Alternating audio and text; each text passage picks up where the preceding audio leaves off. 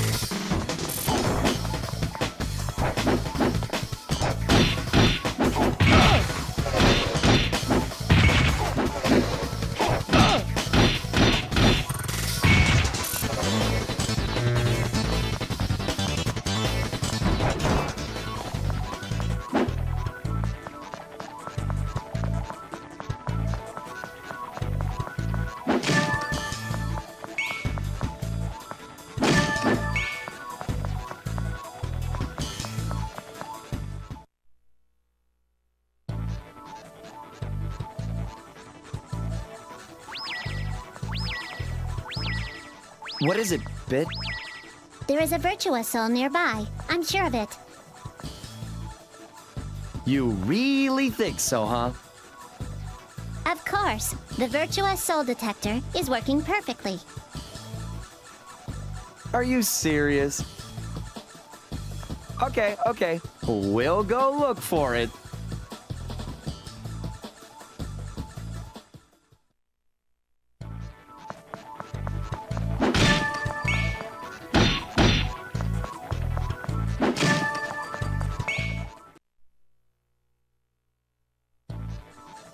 This is a Virtua Soul.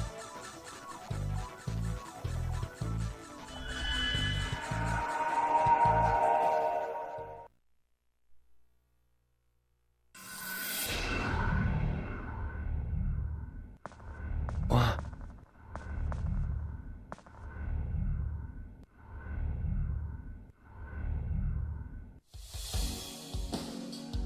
Huh?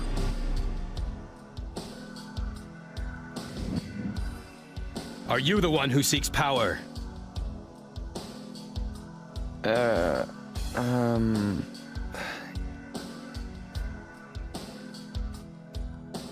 Yes? Why do you seek power? Why? I just want to get out of here.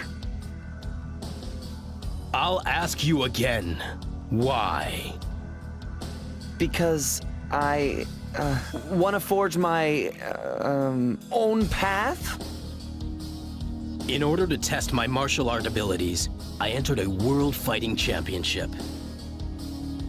However, it turned out to be nothing more than a trap set to gather data from fighters all around the world. They took this data that they collected from us and used it to make weapons. Humanoid fighting machines, Durals. Durals? The time has come where you must stand against this threat. If you have true inner strength, then you will be able to forge your own path. My name is Akira Yuki. I am the one who seeks such strength. Allow me to test your determination.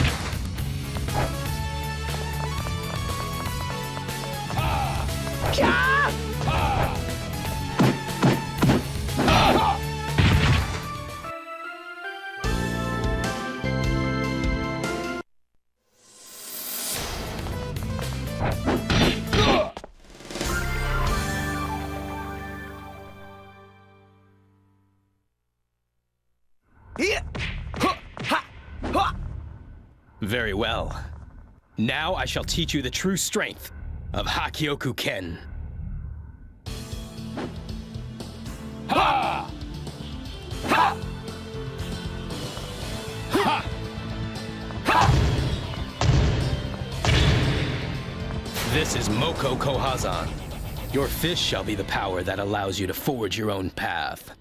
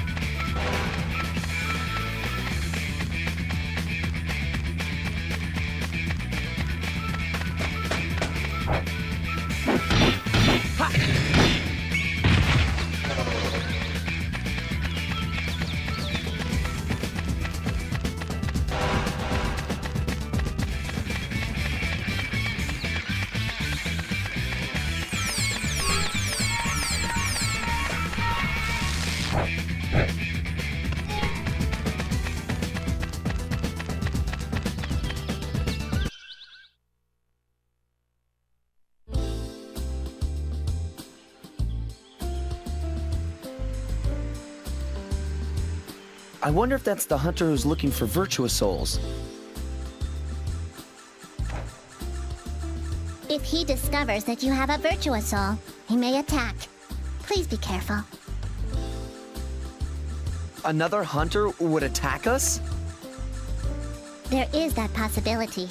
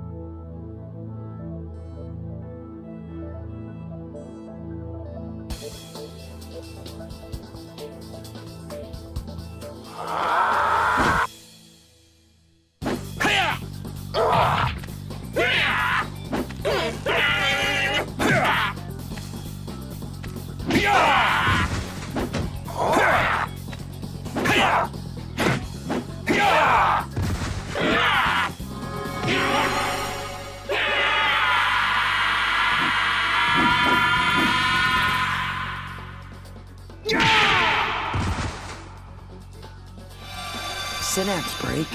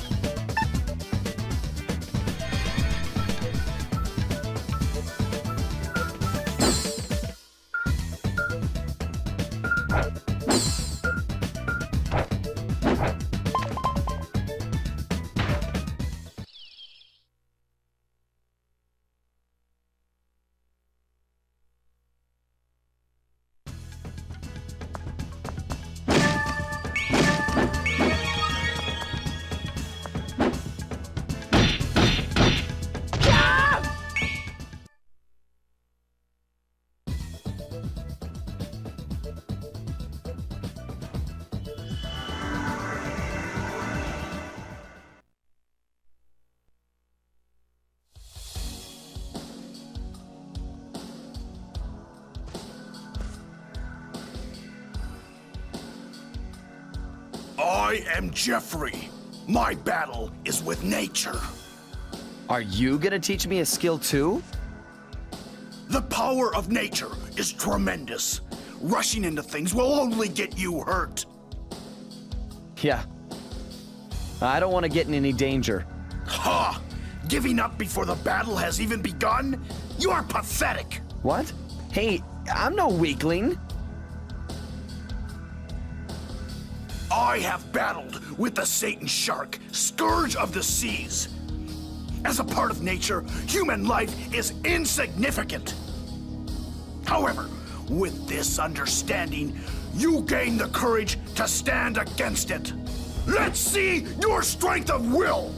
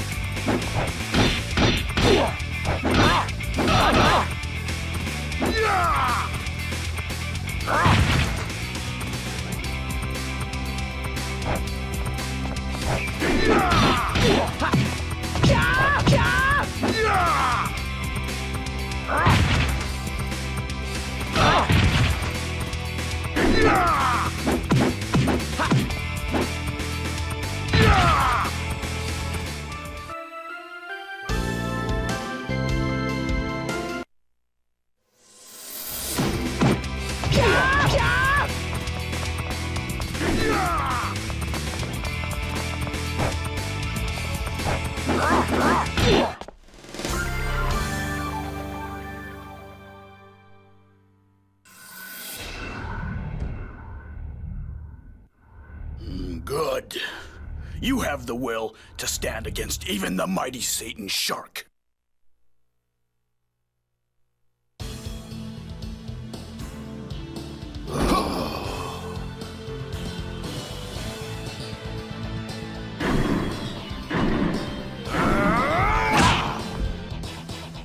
With the force of the tornado punch, nothing shall stand in your way!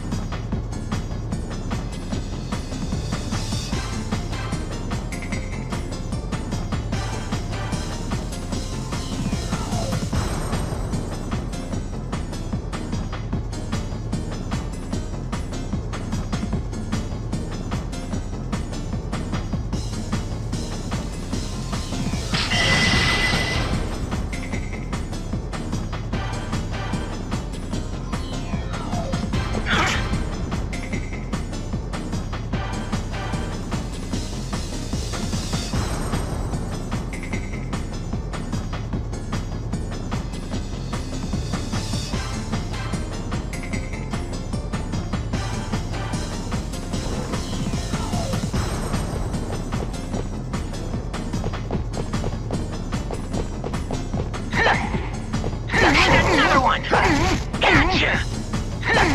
Take this! Gotcha!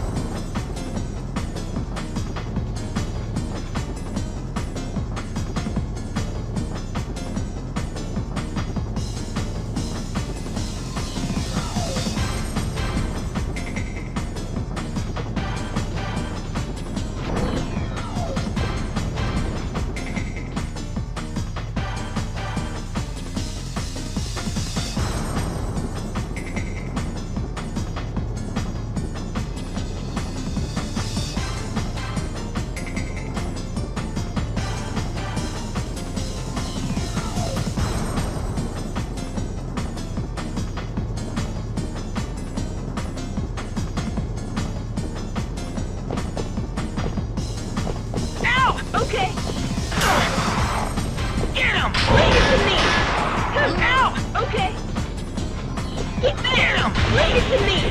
Get him! Leave it to me! Ow! Okay.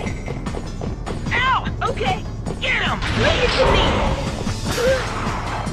Get that! Get him! Leave it to me!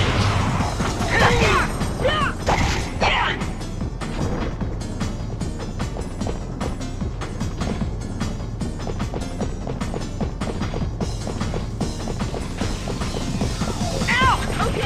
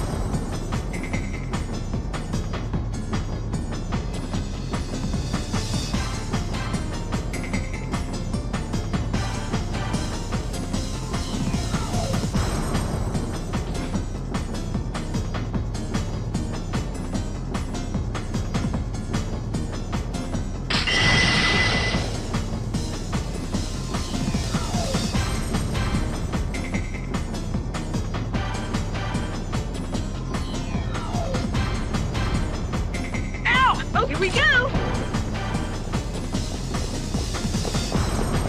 Ow! Okay!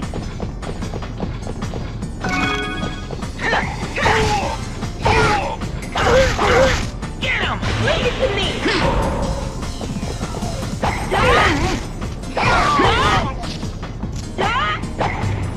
Take that! Take that! Another one! Take that! Thank you!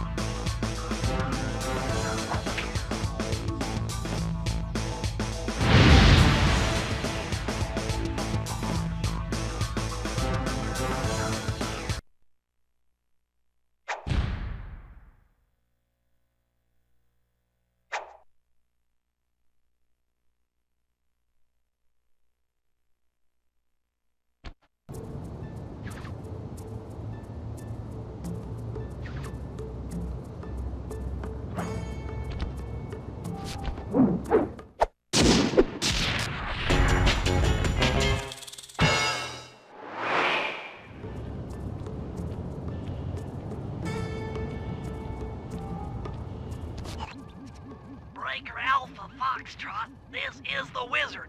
Do you read me, Sitting Duck? This is Peking Duck. I hear you, Blizzard. No, Sly, I'm the Wizard, and you're Sitting Duck. I read you loud and clear, Lizard. No, I'm... Forget it, you're not taking this seriously. Yeah, I'm not. Look, Bentley, I know this is your first time out in the field, but you've gotta loosen up. If we're gonna get to those clockwork parts, I need you on your toes. So in plain talk, what's your status?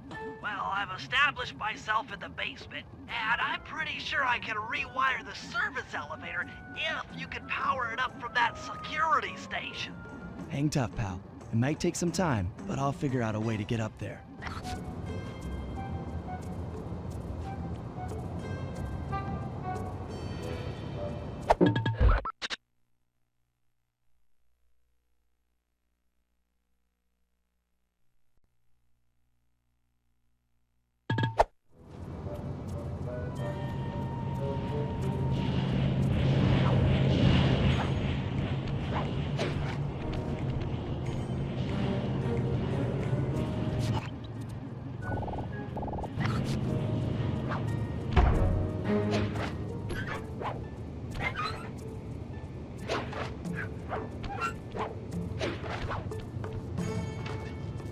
Okay, I spliced the wires. Ouch! Hold on. There it is.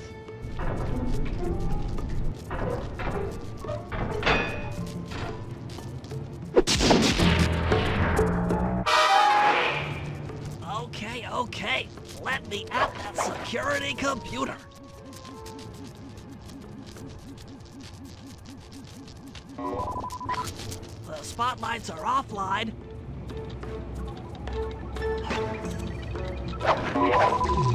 There goes the laser security system. Working on the security gate.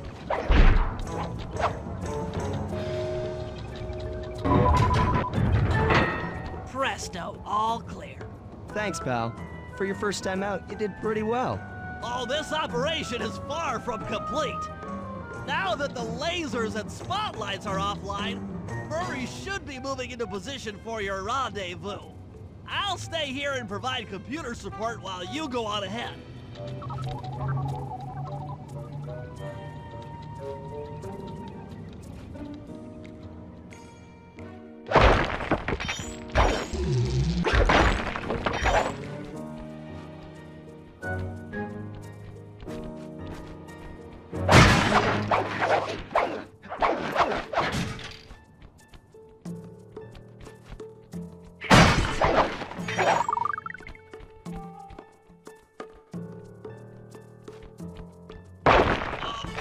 Attention all guards, this is the network administrator.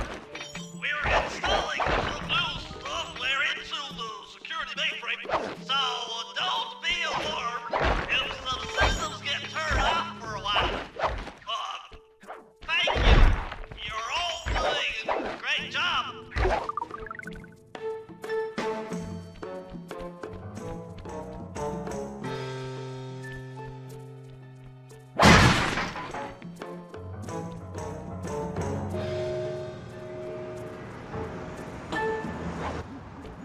According to my information, the clockwork parts are being stored up there.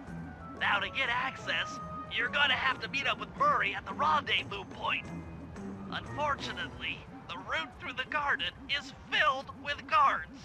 No problem. I'll just take the long way around. If memory serves, you need to jump and hit the circle button to run along ropes.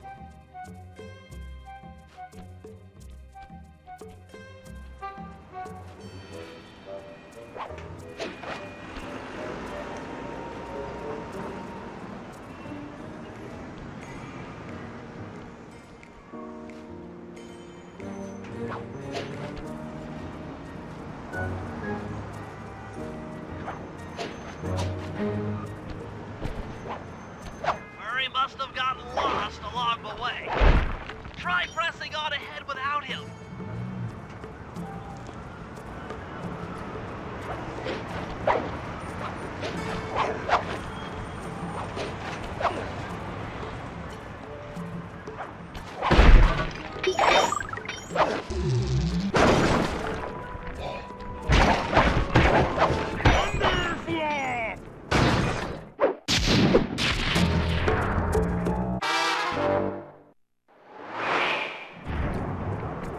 Greetings, citizen.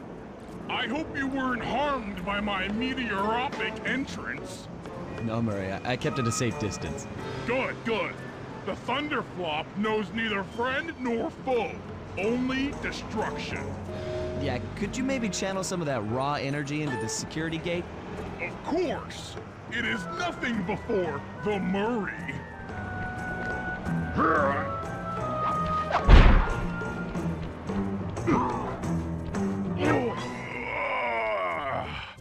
Okay, all clear.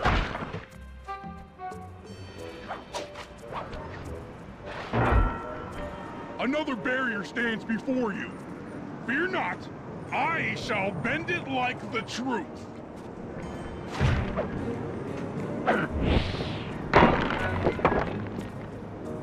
Solid work, Murray. You're really in the zone.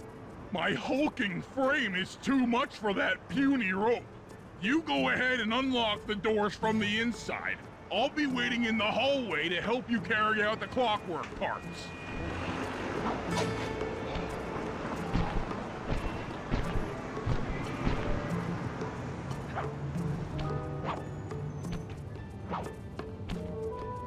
I don't get it, Sly. The clockwork part should be here. This is all wrong. We need to pull the plug on this operation right now. Freeze, Cooper. Inspector Fox, as beautiful and unpredictable as ever. Whereas you crooks are so predictable. You always return to the scene of the crime. Crime? I haven't stolen anything. Yet. Oh, really? Then who broke in last night and made off with all the clockwork parts? You've got the motive. Someone already stole the parts? Don't play dumb with me. It might not have been him, Carmelita. The method of entry and guard casualties all point to this being a Claw Gang job. The Claw Gang? Constable Neela, I allowed you to sit in on this stakeout as a favor to the Contessa. I really don't need any help. Oh, I think you might. Look at the facts. Facts? Sly Cooper is right here. I caught him red-handed. I'm just saying that there are other criminals in the world other than... Sly Cooper! After him! Freeze! You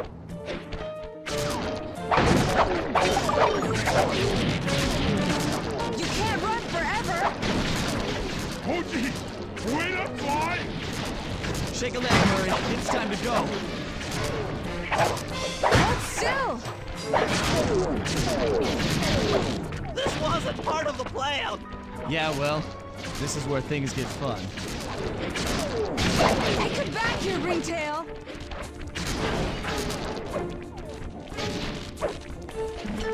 Stop, thief! This is getting a little hot. You guys go warm up the van. I'll keep Carmelita busy. You're all going to jail. Pick me up at the rendezvous.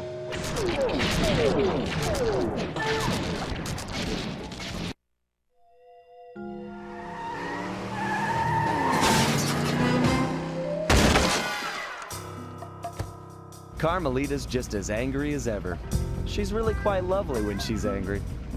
That Constable Neela, was a reference to the Claw Gang just a slip of the tongue, or an intentional clue? Either way, it's our only lead on the missing clockwork parts. Clockwork. He was consumed with jealousy for the Cooper clan's thieving reputation. Is it inappropriate to refer to him as a monster? No, not at all. What kind of person stays alive for hundreds of years with the express intention of wiping out a rival's family line? Imagine the hatred fueling that first decision to replace his mortal body with soulless machinery. Ultimately, it did the trick. Clockwork lived on. He caught up with my parents, and I wound up in an orphanage. It's there that I met my pals, Bentley, the brains of our outfit, and Murray, the Brawn. They turned out to be all the family I needed. 2 years ago, I thought I'd finished it. How naive to think I could so easily put an end to that kind of hatred. And now he's back. In pieces, sure, but the threat is real. Does the Claw Gang even realize what they've stolen? I don't know what's in my future, but I won't let it be a repeat of my past.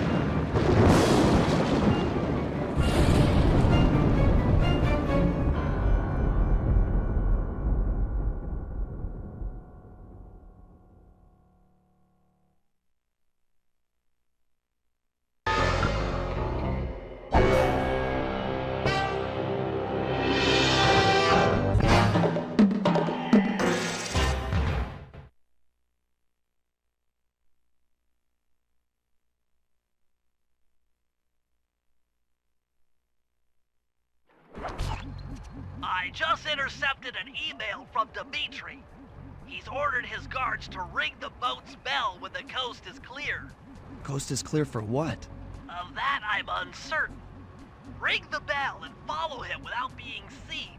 Then maybe we'll find out what he's hiding.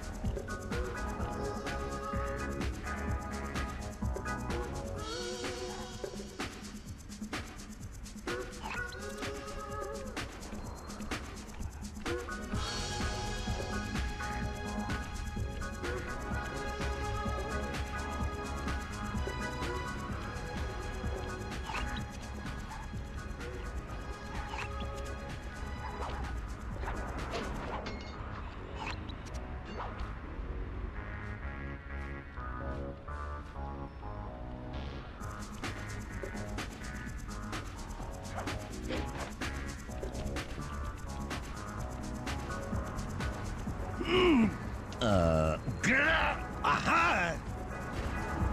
What?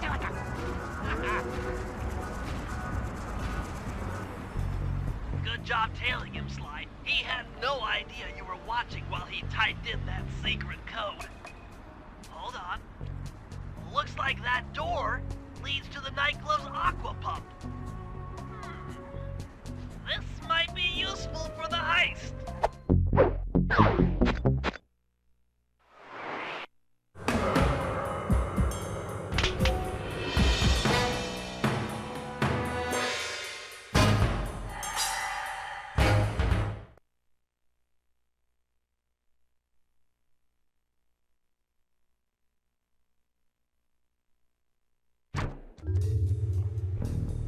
Okay, Bentley. To get past the laser fence, you'll need to blow it up. Press the triangle button to drop a bomb, and then get out of the way before it explodes.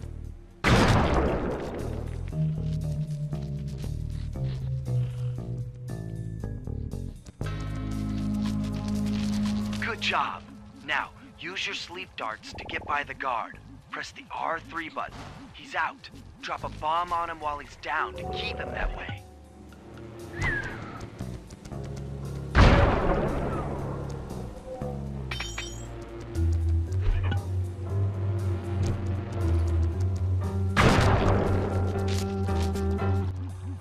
Hey, Bentley, how you holding up out there in the field?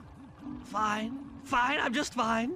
I just need to bomb all the pillars supporting that disco ball and I can get out of here. What's with taking out the disco ball?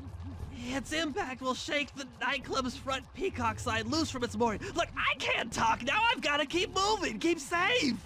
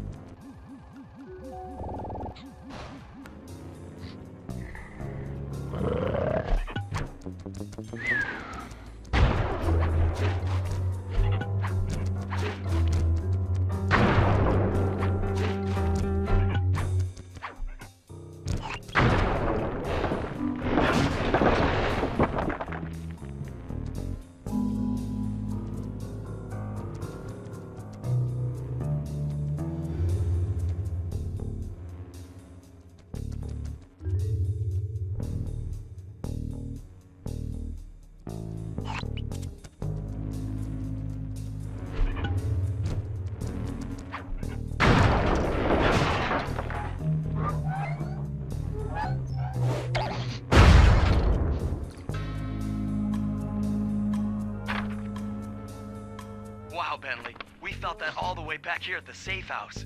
And you were right, the Peacock sign had half of its bolts pop off on impact.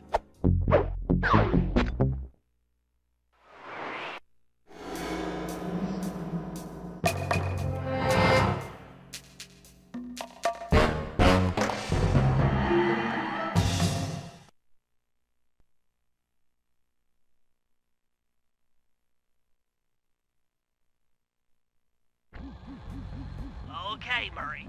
That alarm horn will tip off Dimitri during our heist. There are 3 of them out here, and I need you to take them out. Hey, Bentley, you don't have to talk to me like I'm a child. Well, I'm just trying to make it crystal clear for you. What's clear to me is that you're not sure I can pull this off. Look, if I'm the guy for the job, then I'm the guy. Don't worry. The Murray will lay waste to these alarms and emerge triumphant.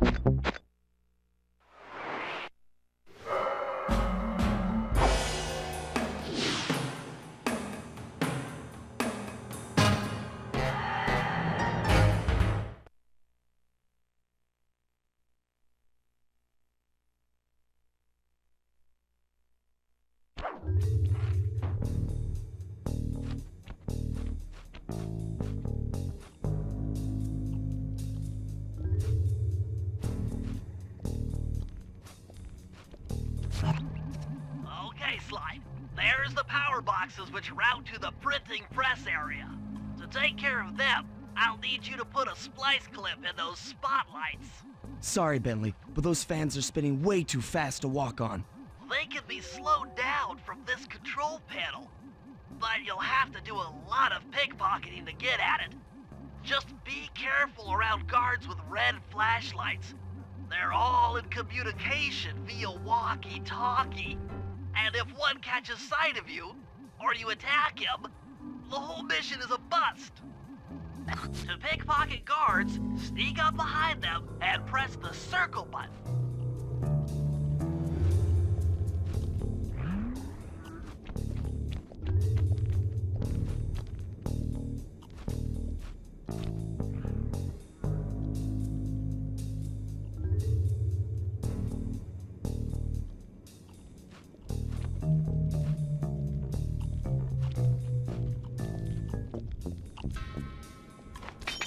In his pocket. Sometimes you have to dig a little.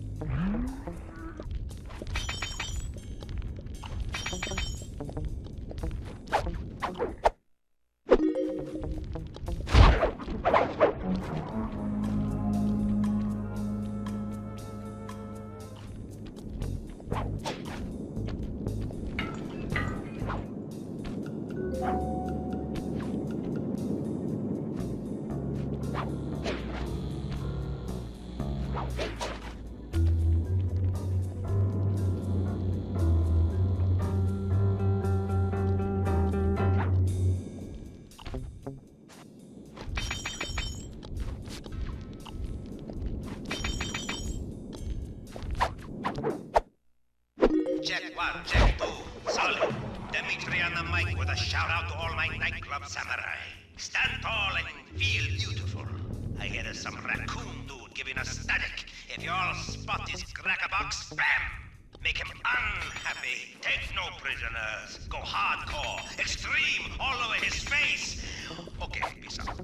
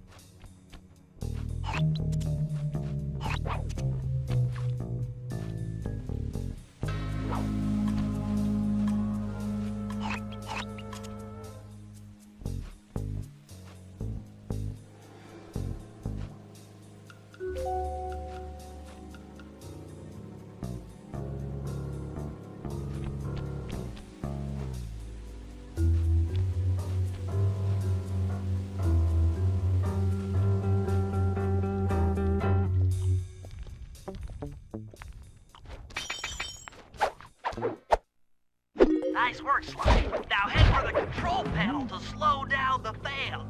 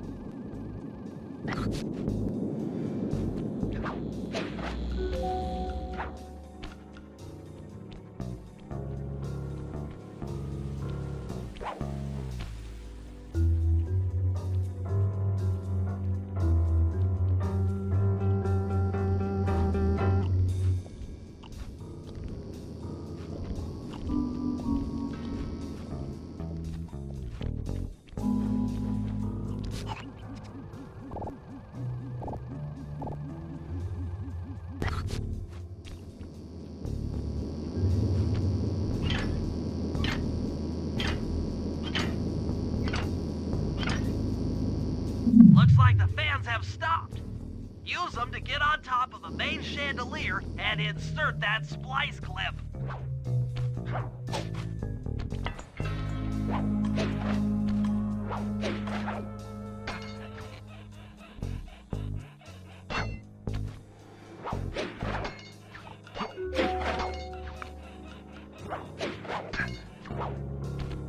I'm overriding the spotlight security guns.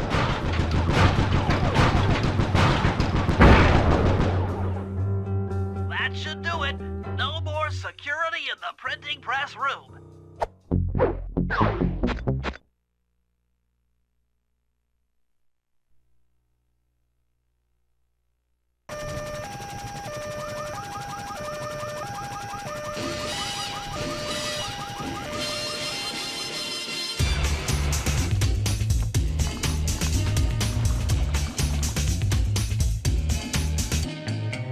I haven't stolen anything. Yet.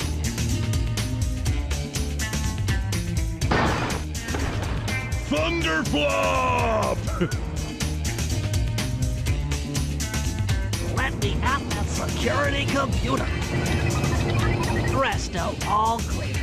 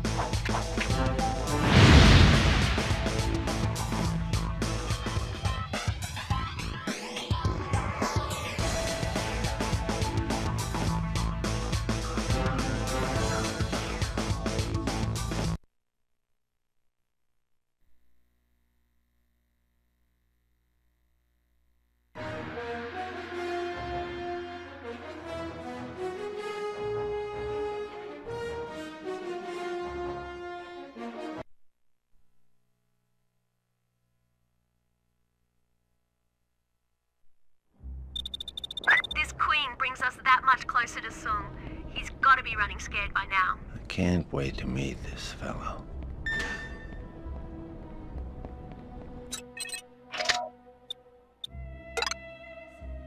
Try calling in a carpet bomb to take out that gate.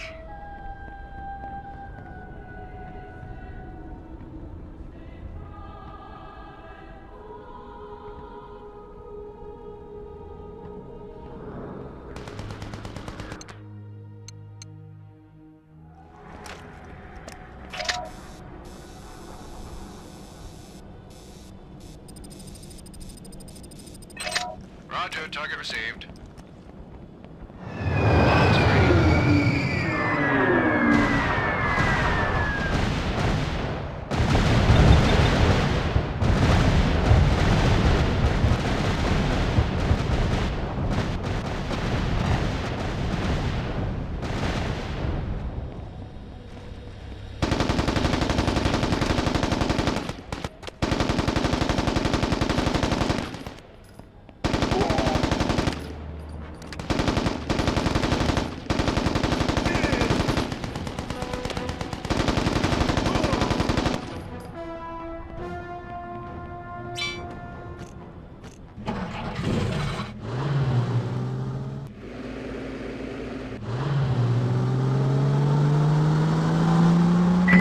Trucks defending the complex against air attacks. Your support options will increase if you take them out. The chemical plant is nearby. This thing is about to blow.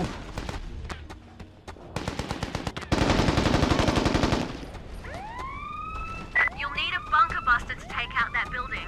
Try not to get too close to the explosion.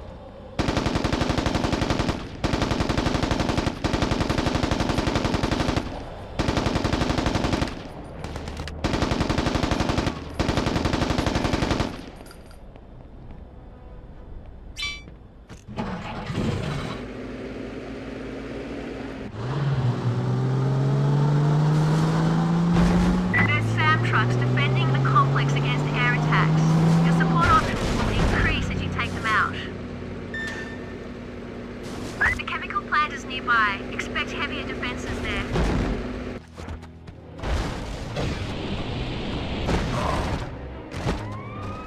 You'll need a bunker buster to take out that building. Try not to get too close to the explosion.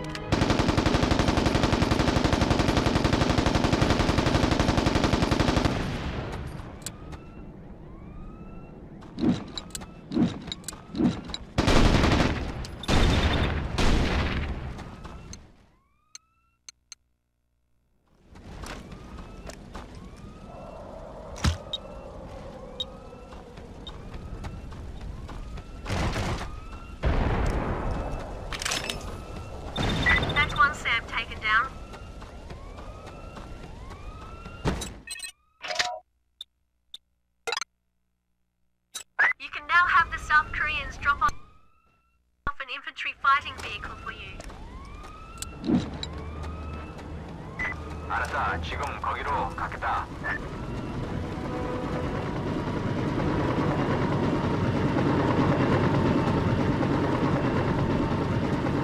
기원전이 투하치입니다.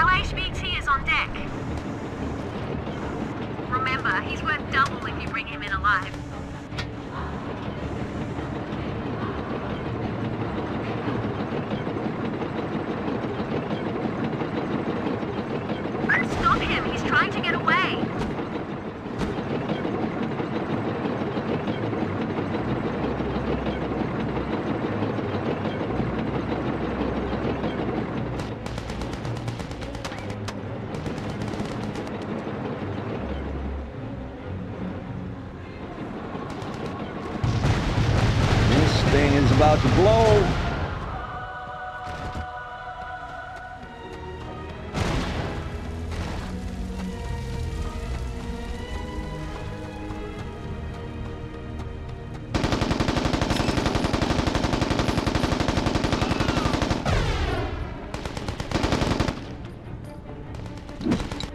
기름자라.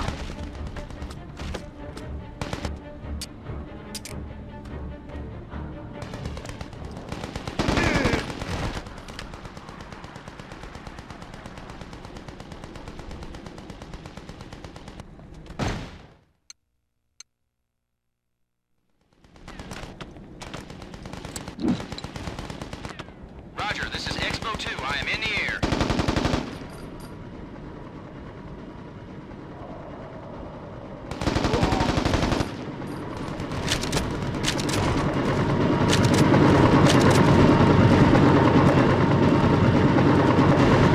I see your smoke. I'm at the LZ.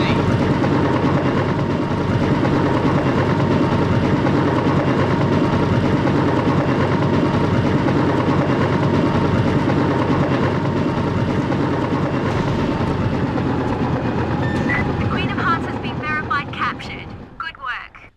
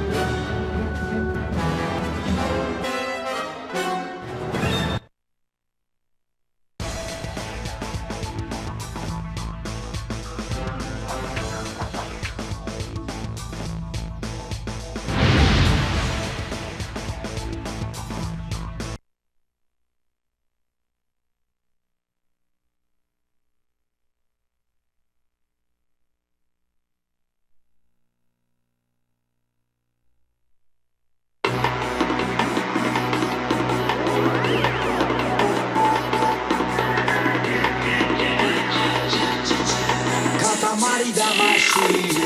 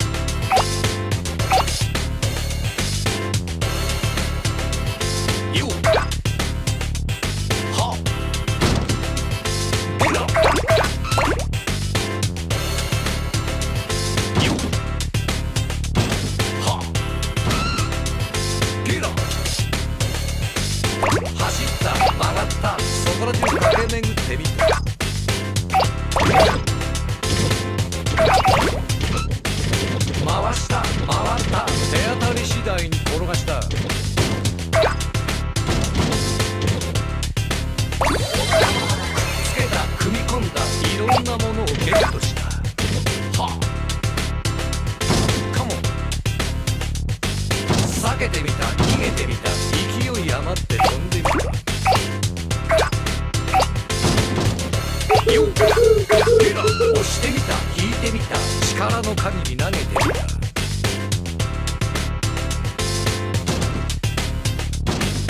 ぶつかった弾かれたものすごい衝撃が走ったゴ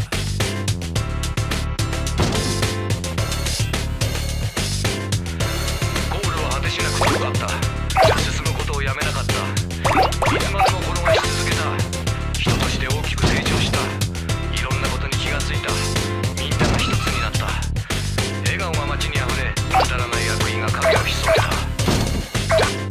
チゲだファンキーだみんな黙って俺についてこいイエチゲだファンキーだみんな必死で俺についてこいカモチゲだファンキーだみんな黙って俺についてこいイエチゲだファンキーだみんな必死で俺についてこいカモチゲだファンキーだみんな黙って俺についてこいイエチゲだファンキーだみんな必死で俺についてこいカモチゲだファンキーだみんな黙って俺についてこいイエチゲだファンキーだみんな必死で俺についてこいカモ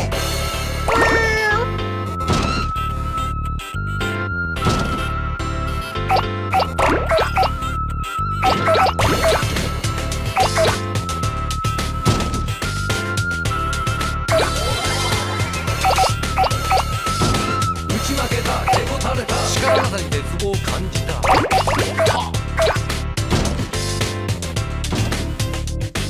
拗ねてみた落ち込んだ悔しくなってとことん泣いてみたカモ考えた寝転んだ空見て落ち着きを取り戻した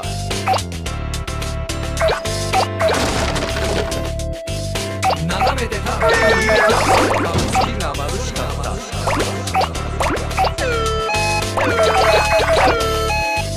でか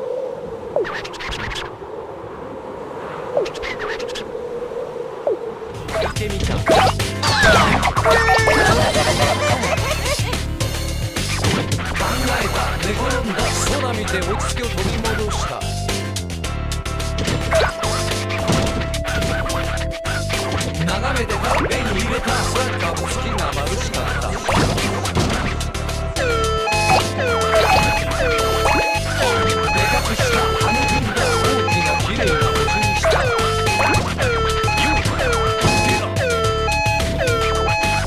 頑張った努力した相手の力を出し切ったよ危機感を感じ立ち上がる心の壁を取り払い自由なマインドと溢れるソウルスピリットを心に宿した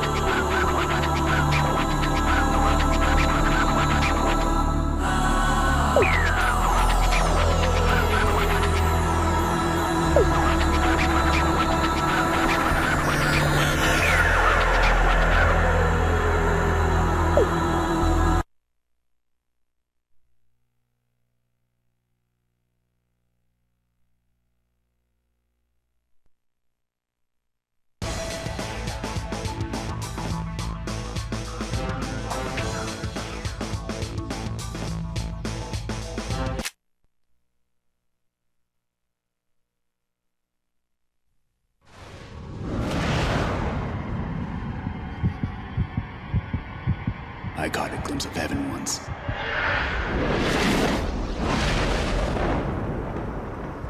They stole it from me. This isn't vengeance. It's punishment.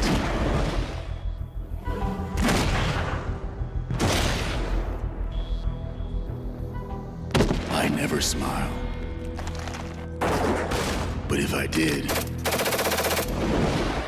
this would be it.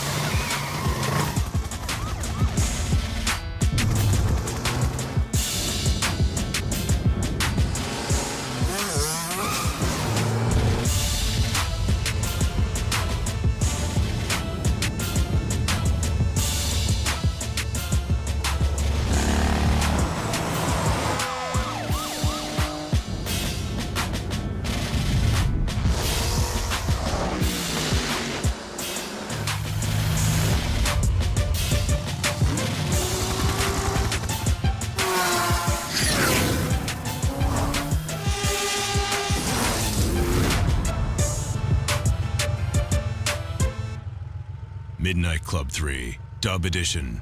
Coming soon to PlayStation 2. This product is not yet rated.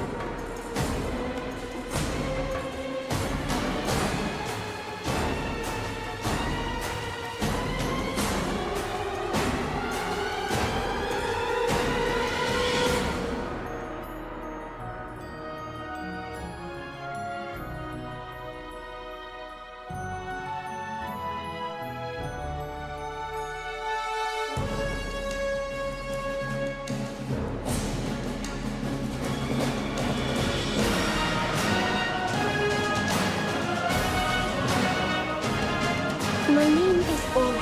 Add all the red. You need nothing. My sister and I will be ready.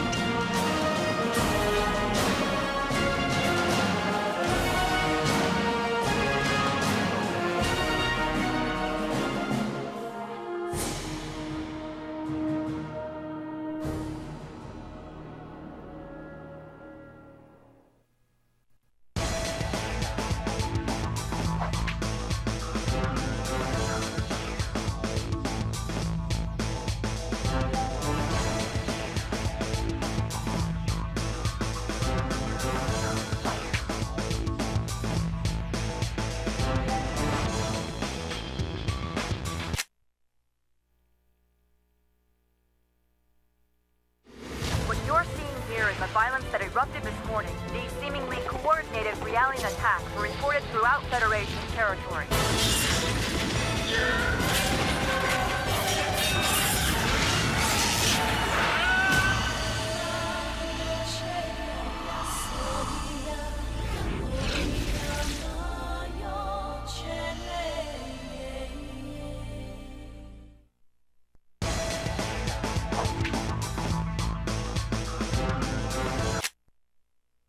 This game has not yet been rated.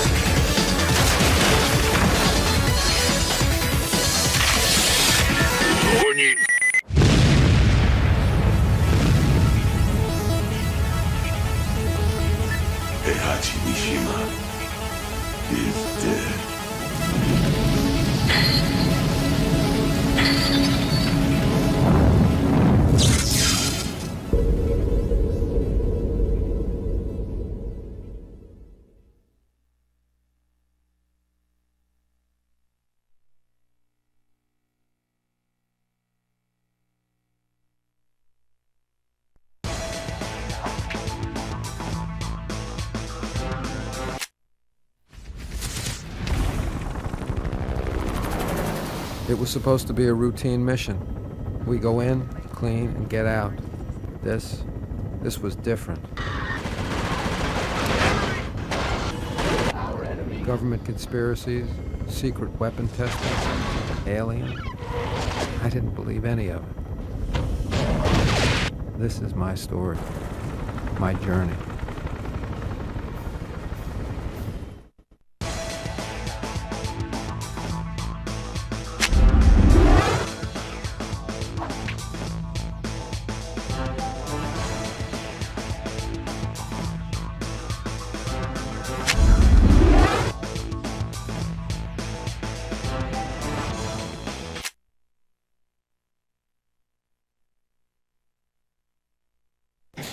Hi, I'm Sandra Mitchell, and today I'm going to show you the quickest way to collect helmets on Asterix and Obelix. Okay, from the starting point at Normandy, you just want to run down the hill to the cave.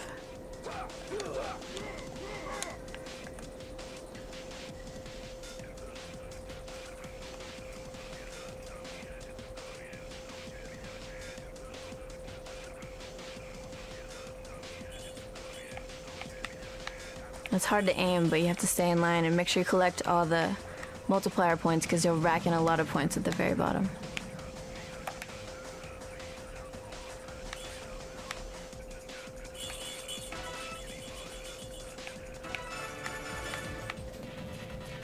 Now, if you're good and you aimed well, you could get your multiplier up to around 30 points, which really counts for a lot when you get these golden helmets worth 10 points at the bottom.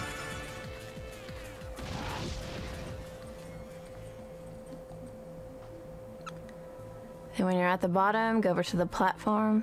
You want to launch yourself back up to the top of the hill.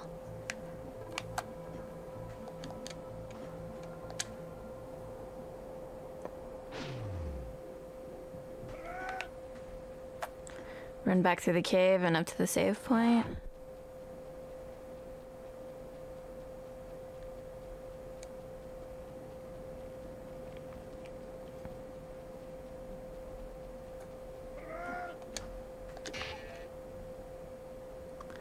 Then you want to save your game and then quit out to the Great Map.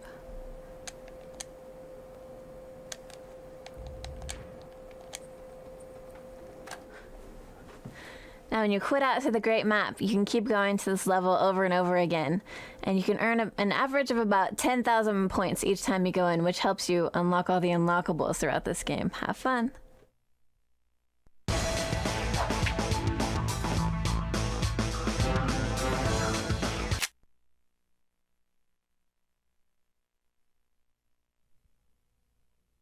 Hi, my name is Alex Trinidad, and I'm with First Party QA, and I'm here to show you a shortcut for Hot Shots Golf 4. On Daydream, hole number 2, I will be hitting the golf ball using a hydro cruise shot into the second volcano. With this shot, the golf ball will travel down the secret corridor and emerge out onto the green.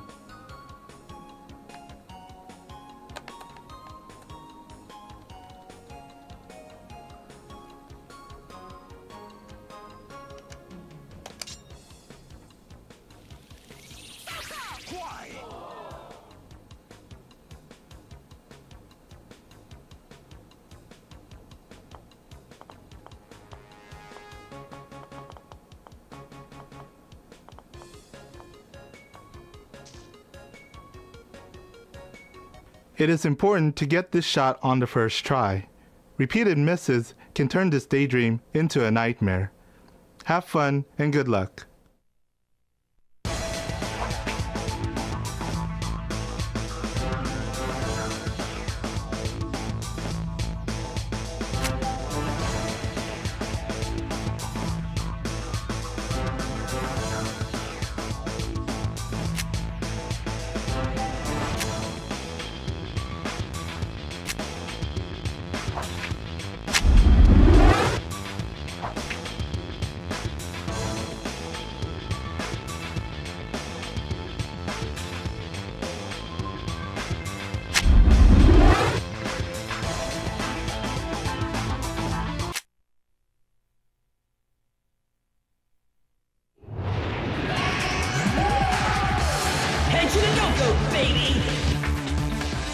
The wait is finally over.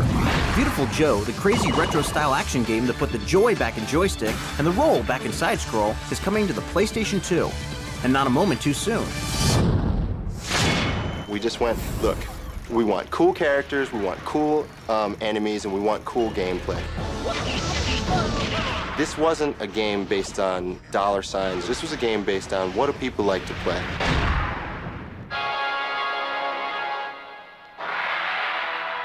The hugely successful title is built around a pretty straightforward but endlessly enticing storyline.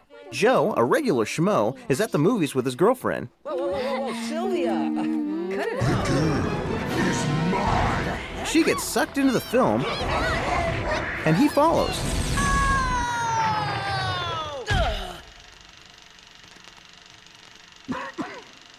Hey, wait a minute. Am I inside the movie? My young Joe, it looks like you haven't awakened to your true powers as a hero.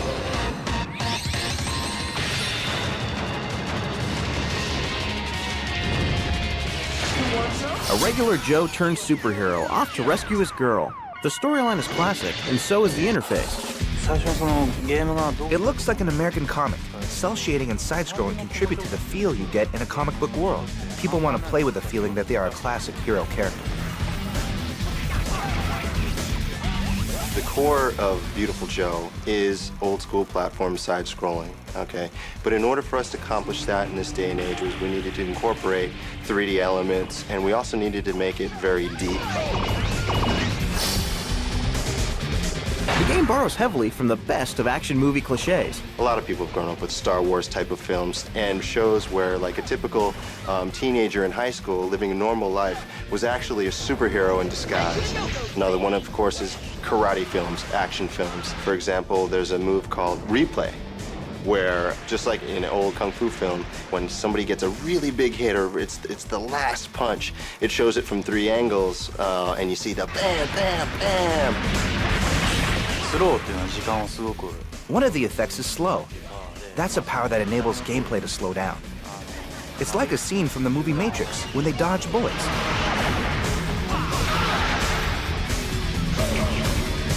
So for those of you that think Viewtiful Joe might be too simplistic, think again. On the surface, when you look at Viewtiful Joe, it might look like just a regular side-scrolling 2D action game, but we do utilize the modern-day hardware to make sure that the player gets a very in-depth experience. So when you utilize your super moves, it not only affects what's going on with you, it also affects the environment. The developers, Capcom, have added some unique features in porting the game to the PlayStation 2 platform. One of the biggest improvements is the addition of Dante. Dante is the main character from Devil May Cry, but his dad was like a demon from back in the day. So he decides to utilize his special powers to defeat evil in the world. When we first released Viewtiful Joe, there's a character, the enemy character named Alistor, who has some tie-ins with Devil May Cry. Because of those crossovers, we figured, okay, what character would make sense putting him in Viewtiful Joe, and what character would be fun to play? And we chose Dante. If you think that you know Viewtiful Joe to the core, you should try the PlayStation version because the Dante character brings a whole new dynamic. He can utilize his talents from the original game, where he has a double jump, he has a sword that he can throw, and he has his 2 guns. That, in conjunction with slowdown and speed up, makes Dante a pretty tough customer and pretty fun to play.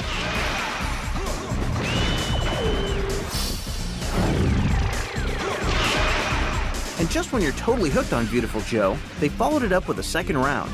Version 2 hit the ground running with lots of new features.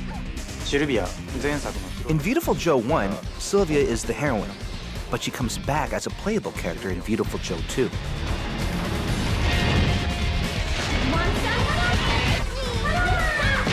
And you can look forward to a whole host of new supervillains that are as exciting and enigmatic as the ones in the first one. Beyond those teases, the designers of version 2 are being tight-lipped about all it will have to offer, but they are willing to pass along some tips for improved play. You can play through the first level without learning how to dodge the enemy moves, but learn how to dodge the enemy moves. It shows you where they're going to attack, and then you dodge the other direction. And if you do that, the whole game dynamics change up, because once you dodge them, then you can push slow, and when you punch them, they become projectiles, and everything changes. A whole new element to the game opens up. So a lot of thought has been put into that type of stuff, but also characters are likable, the enemies are funny, and I like that type of stuff. Like a good cartoon, but hip, on the level. Let's get it on! By the end of the game, there's no way that you can't be satisfied if you like playing video games.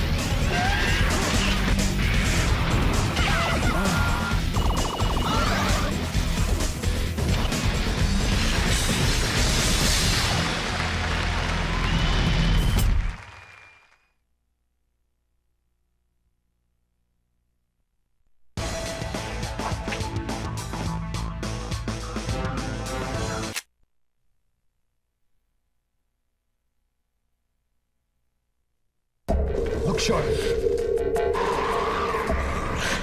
You have violated the pact.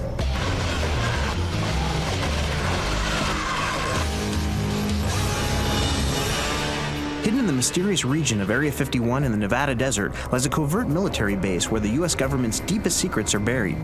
Now, something's gone wrong. A viral outbreak quarantines the facility, trapping scientific and military personnel with an even greater menace wreaking havoc inside. It's basically the story of Ethan Cole, who's a scientist. He's a hazmat specialist for the U.S. Army that gets sent into Area 51 after a virus is breaking out. You are the medical specialist trying to figure out what this experiment was and what went wrong. You and your hazmat team come into this area and all hell is breaking loose, and you realize you're there for more than your initial purpose. You are the everyday man that suddenly is becoming the action hero. Open the door!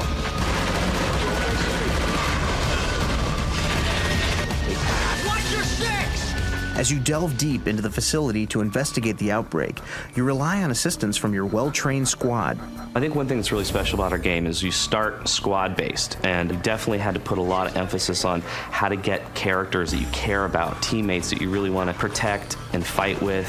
and they're all AI controlled. So they'll move around the world on their own. In battle, they'll take up different cover positions. They point out enemy locations and help you achieve some game objectives. Eventually, the team is kind of whittled away one by one, and you're left alone. About that moment, your suit's breached, you're infected by the virus, and you begin to start mutating. As the last surviving member of your team, you find yourself beginning to transform, taking on mutant and alien characteristics, and developing some truly foreign abilities. As the mutation takes hold, your vision changes, your hearing changes, you're able to see enemies in the dark. We have this time dilation effect, so hearing is warped. You have an extreme melee that pushes enemies back, like through walls, and some really, really cool parasites. You shoot them out of your hands, and they home into the world, and they seek out your enemies, and they siphon health back to you. You basically can play with your enemies, almost treat them more like prey than you could otherwise. No alien battle would be complete without a cache of high-tech weaponry. Using some of the alien technology, the military's built some sort of new weapons. That one of them has sort of a laser sight pointer that you can use. It's great for enemies that like to hide because you can bounce projectiles off of walls and off of ceilings to get people that are hiding behind objects and things like that. One of the most exciting things about Area 51 is the celebrity voice talent. Gamers will be sure to recognize the familiar sounding voices behind Ethan Cole, his alien buddy Edgar, and others. We've got some great VO talent. We've got Powers Booth. And then, of course, we've got David Duchovny, which we're really excited about, as the main player character, Ethan Cole. By day 3, I wanted to punch him in the face. By day 7, I did. So eventually the player encounters a green animated corpse. This is an alien using telekinesis to remotely maneuver this corpse and talk through him to you. And his name's Edgar. He's not necessarily a friendly gray alien, but he has his own agenda, which kind of dovetails with yours. Edgar is voiced by Marilyn Manson, and we actually have a scene where your player, Ethan Cole, voiced by David Duchovny, gets to talk to Marilyn Manson. So I couldn't think of a better experience of video game than like David Duchovny talking to Marilyn Manson. It's just awesome. Are you comfortable descending into the hell of another man's creation? In the early stages of Area 51, the player first encounters a malicious horde of human mutants and deadly zombies, but it's the enemies in the later levels that really challenge the gamer's combat readiness. Ultimately, they end up at this leaper stage that allows the now mutated human to crawl on walls and jump 30, 40 feet and tear through metal and use his claws, but they really are just killing machines. As you get deeper into the facility, you transition from the U.S. government into the shadow government, the Illuminati part of the base. The Illuminati has developed this super soldier, and that is their security forces to protect their side of the base, even from the U.S. government top side, to keep them out. They're definitely militaristic. They have great AI patterns where they can use all sorts of great alien weapons. They throw grenades. It's a different style of gameplay. And then ultimately, you end up in the gray section of Area 51 at the furthest reaches of the base. Those grays don't like to confront the player directly. Generally, they rely on using their superior technology to kill the player. And then every once in a while, you get a gray and work really hard and you kill them and you feel a sense of satisfaction. Gamers can play with or against others down the street or around the world by utilizing Area 51's impressive multiplayer ability. What we did is put in 16 players, voice over data, so you can chat with your friends on a USB headset and give you all the modes that you'd expect. Then we added mutation modes on top of that. Humans versus mutants, a vampire game where everybody starts out as a human except for one person. Then the mutant infects the other ones, and then the tide of battle shifts, and now it's all mutants hunting the last human. So we really brought what made Area 51 successful in the single player to multiplayer to kind of create this whole new experience I think everyone's going to really enjoy. One feature that we're really proud of is that our levels actually can scale based on the number of players involved. If it's in a 16-player game and 10 of the players drop out, alarms will start going off in the outer regions of the level, and the level will start to collapse to bring players together to keep the action frantic.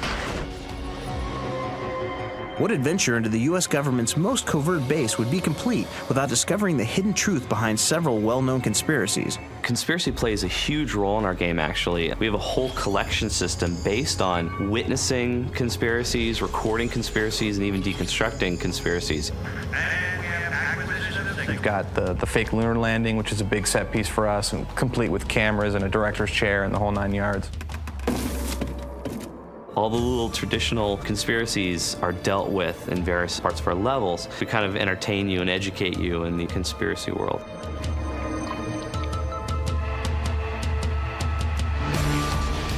Spending this much time working on the game made us wonder, do these guys actually believe that UFOs exist? Do I believe in aliens? Yes. I've had some weird experiences in Nevada on a lonely road, and definitely believe in UFOs and aliens. Do I believe in UFOs? You know, I think I kind of fall in the middle. I think there are definitely some things going on that we're not aware of. Without a doubt, I believe in UFOs. I've seen things that can't be explained. There's just too much out there that we don't know.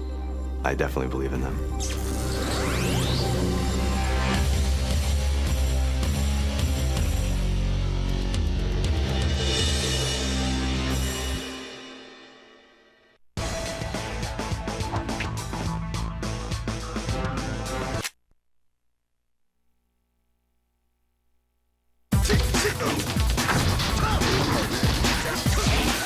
Jack is back, or at least a fleet of Proto-Jack robots in their latest incarnation. On the 10th anniversary of the Tekken series, here comes Tekken 5.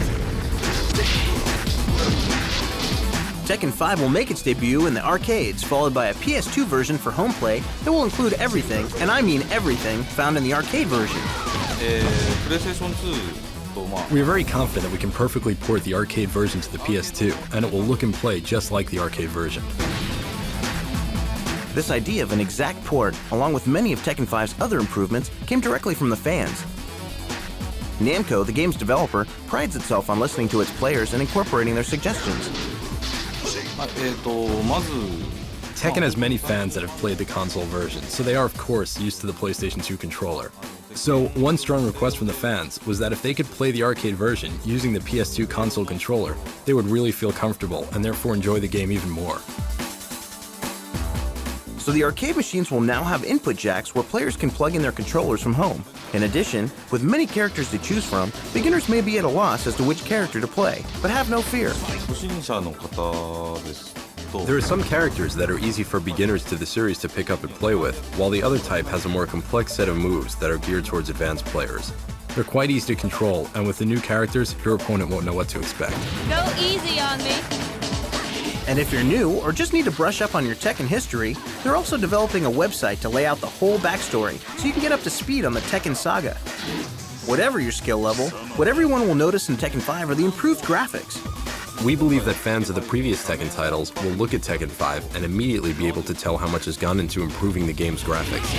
First up, the characters look great, and their movements have significantly advanced, but the real jaw-dropper is the improved environments. Tekken 5 is really something to look at. The glare effects have been greatly improved. Also, the actual atmosphere of the game has been improved by adding the soft focus feature, which will create a blur effect depending on the lighting as it hits the character. And actually, we have some stages with a great deal of fire, like an inferno, and there's actually a visual heat effect from the fire that you can see. And characters interact with these advanced environments to a significant degree. Slamming your opponent into the ground will result in destroying a section of it and debris will fly into the air. We believe the action and graphics of Tekken 5 are much more extreme and over the top. Another area in which Namco listened to the players was in selecting which characters would graduate to Tekken 5. We tried to focus a lot on the fans' needs. We picked many characters that were popular among players. We also chose some characters that were not widely popular, but had a small base of vocal fans. Also new to Tekken 5 is the ability to customize certain characters, making them your own. Fight money can be gained by defeating opponents, and with this money, you can change the color of the costume of your character or the hairstyle, or, for example, add glasses or a backpack or other items to make your own original-looking character. And as an added bonus, only available on the PlayStation 2, there are the movies, mini-games, and the bonus game. The bonus game is on such a different scale from previous Tekken bonuses that it doesn't do it justice to even call it that. It's going to be an action-adventure game, and it's something we could only do with the console version. Also included are the complete ports of the arcade version of some of the previous Tekken titles. We know that the fans are going to love it.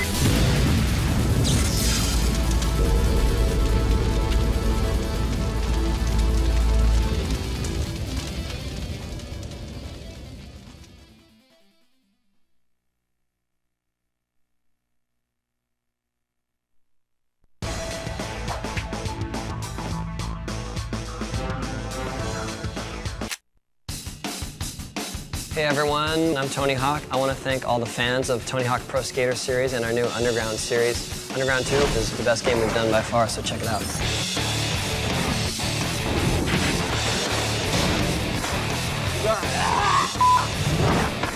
There's plenty to check out in the latest version of the wildly popular skateboarding series from Neversoft and Activision. Early in my career, I was just happy if anyone even put a skateboard in a video game, so there's no way I ever thought that I would be part of a game or that my name would be attached to one. I knew there was always more potential for it, I just didn't know, I didn't know where it was going to come from. Tony Hawk's Underground 2 combines all the best from the previous games with unprecedented ability to customize and create. You can play as yourself or one of your teammates, or special guest skaters. Over 20 playable characters in all. We've got a lot of new characters. We've got obviously new tricks, but beyond that, we've got a tagging mode where you can create your own graffiti tag and spray it during combos. ¿Qué pasa? Welcome to Spain! In the brand new story mode, you join up with Team Hawk and take off gallivanting around the globe, taking on the team run by none other than the infamous skater and prankster, Bam Margera. I never thought I would be a part of a highly successful video game franchise, and I'm thankful to be in it.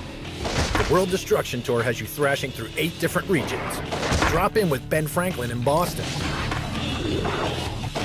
Break off some ill stuffing in Berlin. Bust out in Barcelona and grind the longest bench in the world. Or raise some hell down under when you hit the beach in Bondi. Look out for that koala.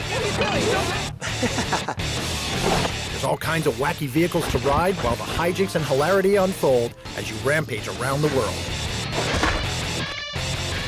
And there's plenty of opportunity to show off your skateboarding skills, especially when you jam in the classic mode. With 15 levels of the creme de la creme of the Pro Skater and Underground series, retweaked for maximum performance.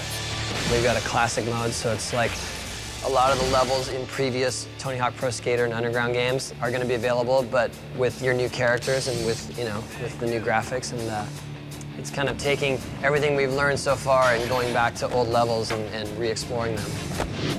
One of the best things about this game is that in this world, you might actually be able to beat Tony Hawk and defy the laws of physics. If my team took on Team Hawk, I would definitely lose because this guy is doing 900s. So there's no way that I could possibly win. I think my team would have a good chance of winning the skate events, and Bam's team would definitely win the hijinks events, so I don't know, it's a toss-up. Even the master himself doubts he can beat his virtual doppelganger. If I was in control of it, it would be tough to beat, but I might have a shot. But I've seen some kids control my character that there's just no way in hell I'd be able to beat them. Up until the last game, I was able to do all of the tricks that my character could do, but now we've kind of gone into some fantasy worlds of Indy 900s and combos that are just ridiculously hard. My character can bleed out of his head and get back up and pull a kickflip 540, and that's just not what I'm capable of. The challenge becomes, how do you skate to greatness and victory against La Bam or swoop down on Team Hawk? My best advice to anyone playing our game that wants to take on Team Bam is be ready for anything and just go with it. Here's some advice: if you pick my team, kill him with pranks. There's a reason we have so many sequels, because it's that good. So what are you waiting for? Go check out the game.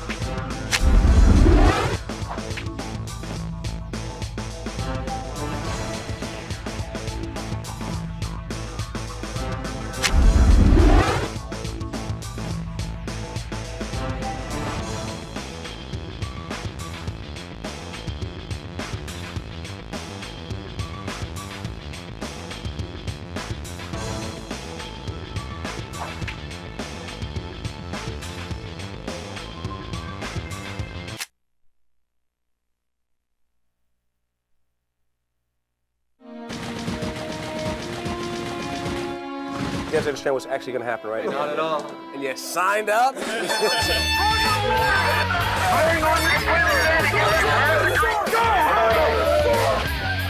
yeah, you're my boy!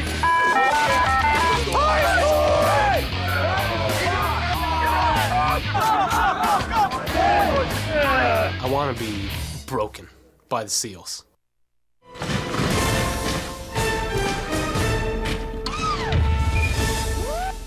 Go! So your body's exhausted and your mind's fatigued. For the SEALs, that means go time! We got to the hill run, we were all so tired. It was rough. It was really rough. 4 simple stations stand between you and the summit. But if your brain ain't working as hard as your legs, you might as well turn right back around and head for the bottom. Come on, bud. In the Vietnam conflict, there were 3 Navy SEALs who received the Congressional Medal of Honor. Can you give me one of their names? The answers are on the videotape. Yeah.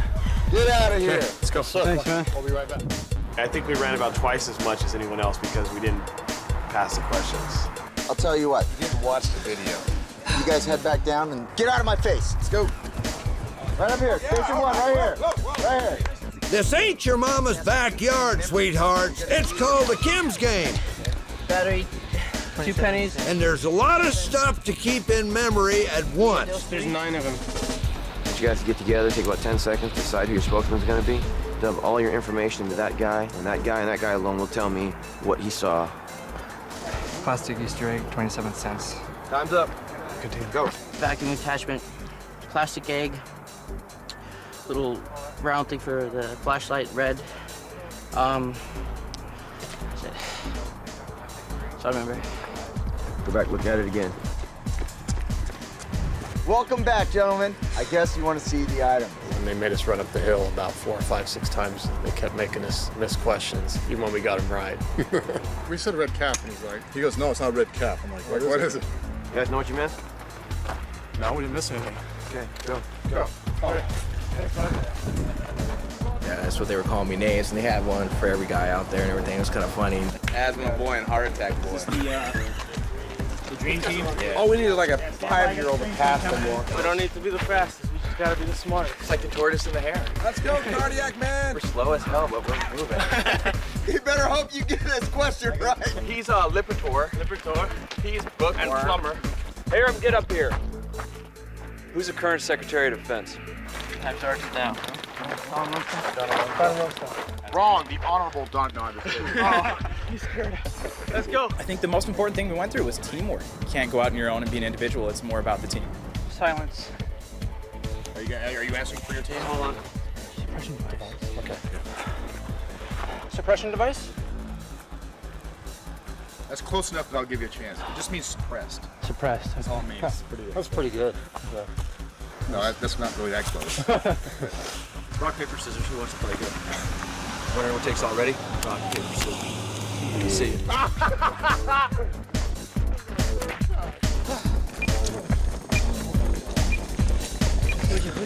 Who is the Secretary of State? The Secretary of State. Colin Powell's not Secretary of State. I knew that.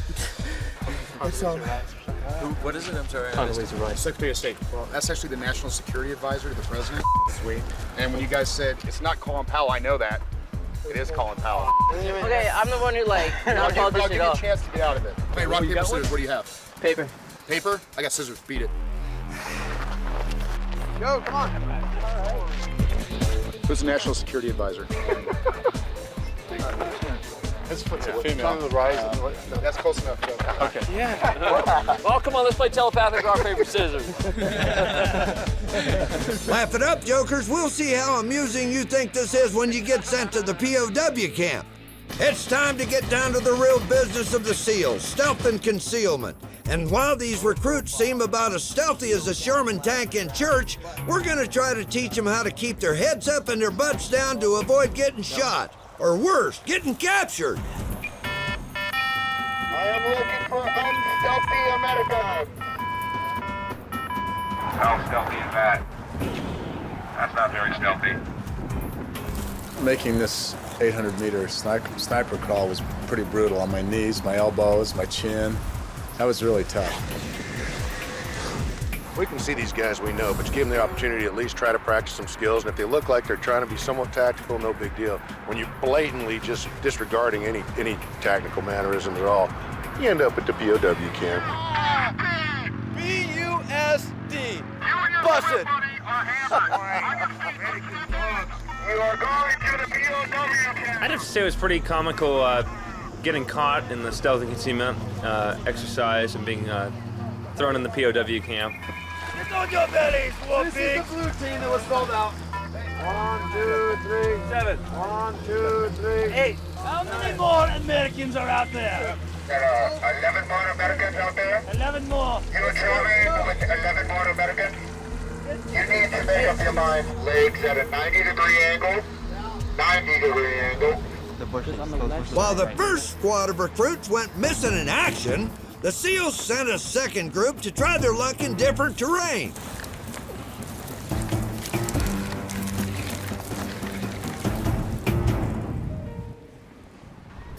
Stand up and stop. You feel like all of a sudden you're hanging out in the open, you are. He didn't have his helmet on, you never see him down. No, right? Feeling pretty good through there.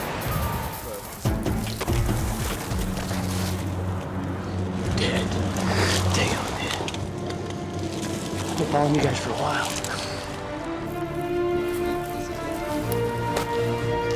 Right. Well, surprise, surprise, I see you maggots survived boot camp, and you might even have what it takes to defend your country, as long as Mommy doesn't tell you to turn off your PlayStation and set the table for dinner, that is. Good one. Hoo-yah! Good one. Hoo-yah! Good one. Hoo-yah!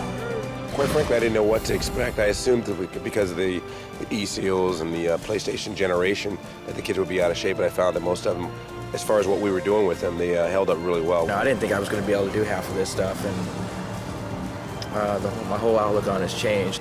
It's a lot harder than I thought I could even imagine. The desire to get through it was stronger than giving up. I was really impressed with everyone on my team. They really reacted really well. And as hard as the SEALs were on us, they still were kind of trying to help us through it. So I felt like they were kind of part of the team too. Anyone that can do this, they have to be a little crazy. I think if I train, I have the physical attributes to be a SEAL, but I definitely don't have the mental toughness. I think I'd rather just stick to playing virtual games in the comfort of my living room. High score! I got everything I expected and more. It's been hard, but it's been fun. I had a wonderful time with the SEALs. It was fantastic. I really enjoyed it. It was a blast. Had a great time here. I wouldn't have traded for anything in the world. I have more respect for the SEALs. Like, I had a little taste of what they do, and I'm glad I'm not doing the real thing.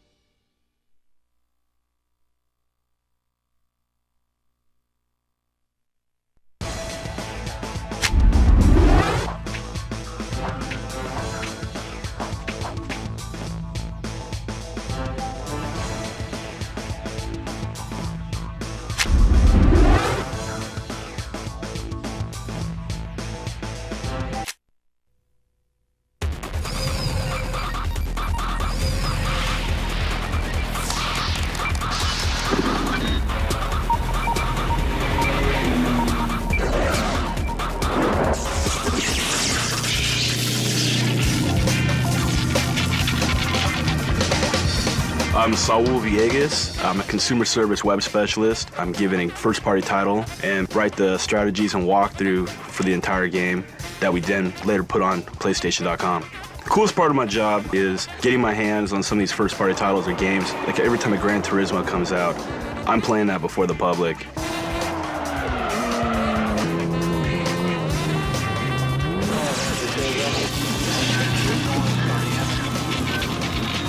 We were just checking out the underground demos at work, and we had like a marketing group just kind of telling us about like the underground demo discs, like with the content inside them and all that. And I remember one issue, there was cool moves, and people were asking about that, like, hey, we talk to customers all the time. This is what they want. So basically came back to us and said, hey, if you have any cool moves for any games that you can think of, we'll film them and we'll put them on a disc.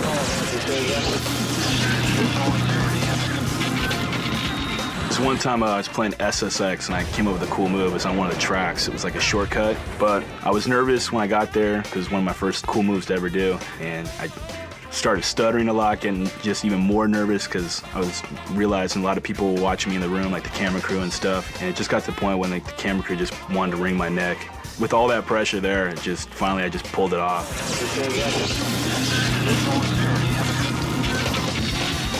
I just play a lot of games, and I always keep in the back of my head, like, if anything arises in this game that I think is cool or difficult to do, that will stick in my head, and I'll like make a save at that point in the game, and you know, maybe later on when I'm asked if I want to do another cool move, I'll go back to that game and see if I can replicate it and kind of, you know, make the judgment call. Is this really a cool move, or is this something that just anybody can do and it's not that difficult at all?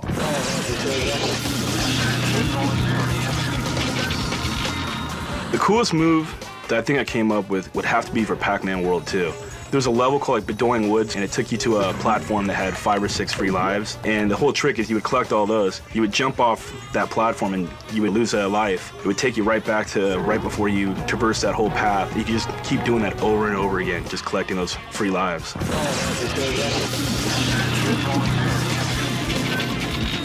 A couple years ago, I was in Boston with a bunch of friends. We ended up at a club at the end of the night, and this was a table of people that were just kind of staring, pointing at me and stuff, and I was thinking, like, what's going on here? And finally, someone came up to me and said, hey, are you Saul? And then, you know, it kind of came out like, oh, yeah, you know, you're on the OPM, and we see you all the time. We think you're really cool, and it's just really funny.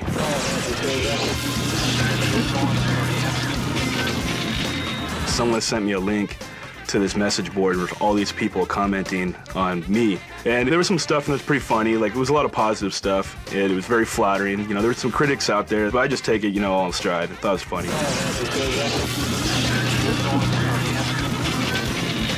That's like my main goal is to actually create a game one day, have it developed. Basically what I envision is a game that takes a fighting game genre type game and mixes in with a role-playing game. I've never seen that before. You can go on adventures and dungeons and whatnot, level up your characters, go online, fight other people with your characters that you had in dungeons or whatnot. I'll have that whole fighting element with punching and kicking, every button on the controller, combinations. That's definitely the type of game I would like to see.